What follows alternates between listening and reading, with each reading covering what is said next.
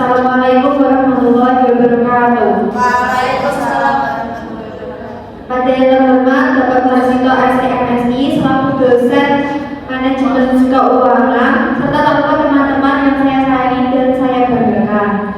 Pertama-tama marilah kita panjatkan puji syukur kehadirat Allah Subhanahu wa taala karena telah memberikan rahmat sehingga kita dapat berkumpul di ruang kelas ini. Perkenalkan, saya Ida Husna sebagai moderator. Di sini ada anggota kelompok saya, ada Natania Navia, Desi Lufiatul Jana, Sabrina Safiana, Sinta Wulan Maulida, Rosa Nabila Fiona Putri, Nafa Fisabilillah, Khairul Mustafa, dan Noval Aditya Sadewa. Baik teman-teman, langsung saja kita mulai ke sesi yang pertama, yaitu bukaan. Sebelum itu, mari kita mengucapkan Al-Fatihah bersama-sama. Mari saya bacakan Al-Hadisnya Al-Fatihah.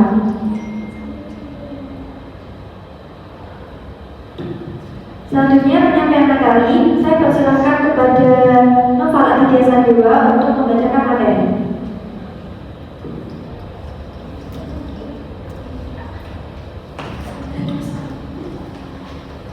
Assalamualaikum warahmatullahi wabarakatuh. Kebangkrutan Toshiba. Yang pertama adalah belakang Toshiba Corporation, perusahaan teknologi asal Jepang yang berdiri sejak 1875 melalui penggabungan Shibaura, Seisakusho, dan Tokyo Denki. Dikenal sebagai pelopor inovasi di bidang elektronik dengan produk seperti televisi, komputer, dan peralatan rumah tangga yang mendunia. Namun, persaingan ketat dan berbagai masalah seperti skandal akuntansi, kegagalan investasi, konflik internal, serta penurunan masa pasar memaksa Toshiba menjalani restrukturisasi dan akhirnya diakuisisi. Makalah ini membahas kondisi Toshiba sebelum kebangkrutan, menimbang masalah utama, proses restrukturisasi dan dampaknya terhadap kinerja perusahaan. Rumusan masalah. Yang pertama, bagaimana situasi perusahaan Toshiba sebelum kebangkrutan. Yang kedua, apa penyebab kebangkrutan perusahaan Toshiba. Ketiga, bagaimana proses restrukturisasi dan kebangkrutan. Dan yang terakhir, bagaimana kinerja perusahaan Toshiba setelah restrukturisasi.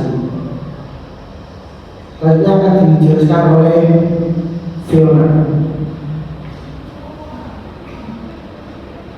Seterusnya yaitu adanya situasi Toshiba sebelum kebangkrutan.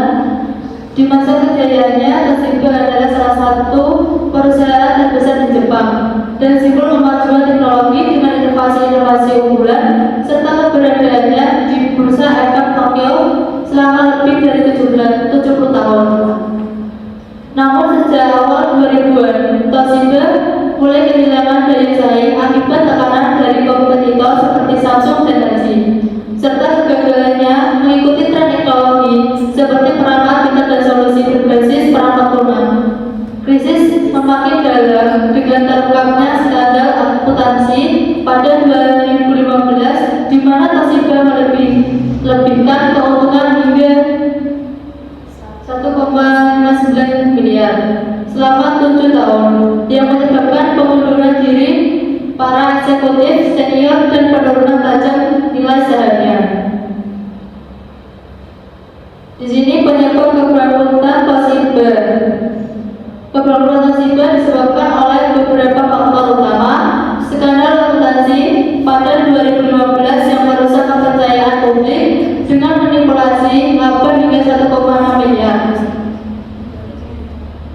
Kerugian besar dari anak perusahaan Westinghouse Electric akibat proyek nuklir gagal di AS yang mengakibatkan kerugian lebih dari 6 miliar. Manajemen internal yang buruk dengan konflik, pemegang saham, dan dugaan kolusi, serta ketidakmampuan bersaing dalam inovasi teknologi, terutama di era perangkat pintar dan solusi berbasis data. Selanjutnya dilanjut oleh Navavi. Proses restrukturisasi dan kebangkrutan Toshiba. Yang pertama, diakuisisi Japan Industrial Partner pada 2022 senilai 14 miliar dolar, menjadi perusahaan tertutup pada 2023 senilai 5,4 miliar dolar. Yang kedua, penjualan aset, menjual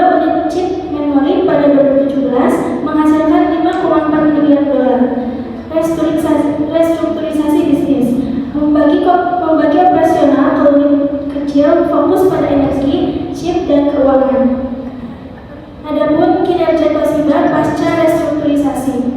Pasca restrukturisasi, Toshiba fokus pada sektor strategis seperti energi, utilitas, dan chip, serta meninggalkan elektronik konsumen.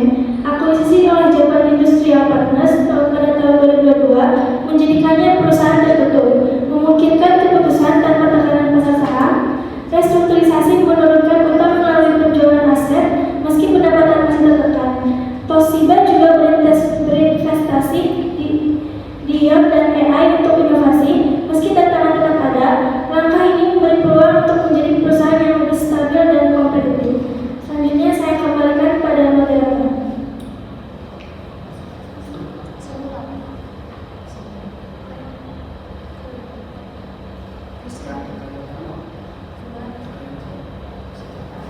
Kesimpulan, Toshiba yang berdiri sejak 1939 melalui penggabungan dua perusahaan besar memiliki sejarah panjang dalam inovasi teknologi, mulai dari peralatan listrik hingga semikonduktor dan sistem komputer. Namun, perjalanan perusahaan tidak selalu mulus, terutama setelah skandal akuntansi pada 2015 yang merusak reputasi serta membangkrutkan anak perusahaannya, Westinghouse Electric pada 2017 yang membawa kerugian besar. Meski telah berupaya memperbaiki tata kelola dan mengurangi kerugian, tantangan ini menunjukkan kebutuhan akan perubahan mendasar dalam strategi dan manajemen untuk memastikan keberlanjutan perusahaan. Demikian presentasi kelompok kami. Saya sebagai moderator minta maaf atas kekurangannya. Wassalamualaikum